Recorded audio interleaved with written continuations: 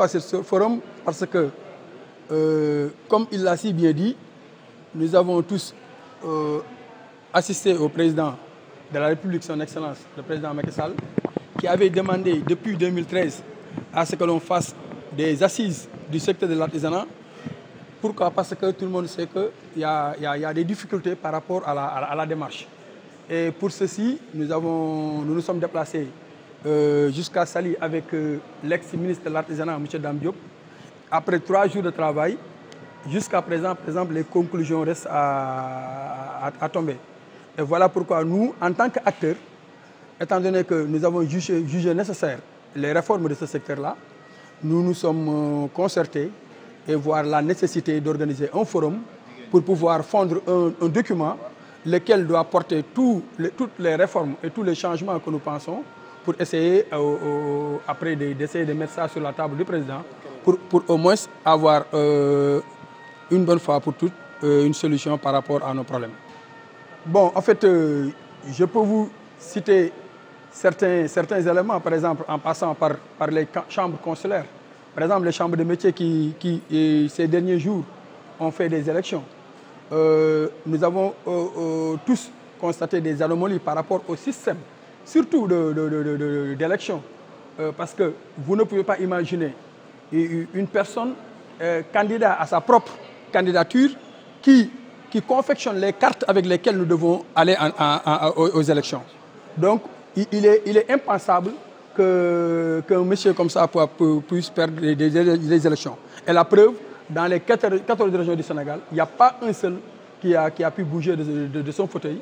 Et aussi, par rapport aussi aux formes de financement, tout le monde entend beaucoup de financement, les DER, FONGIP, et ainsi de suite. Mais nous pensons que l'artisanat doit avoir une ligne de crédit destinée uniquement à l'artisanat par rapport à nos réalités. Parce que nos réalités ne sont pas toujours conformes par rapport aux réalités établies par certaines institutions financières.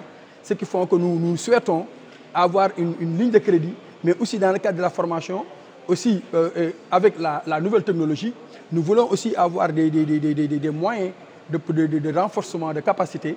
Donc vraiment, il y a beaucoup de choses énormément à faire pour vraiment booster ce secteur. Bon, vous savez, effectivement, moi j'ai l'habitude de dire que par rapport même à la commande publique, on dit que 15% sont attribués à l'artisanat.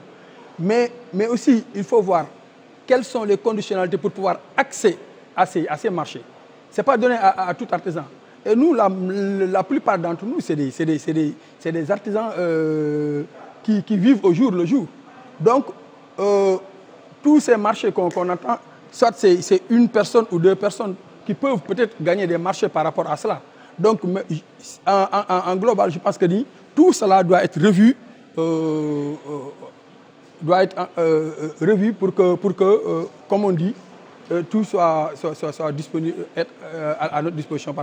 Bon, et ce sont les raisons pour lesquelles nous sommes là aujourd'hui.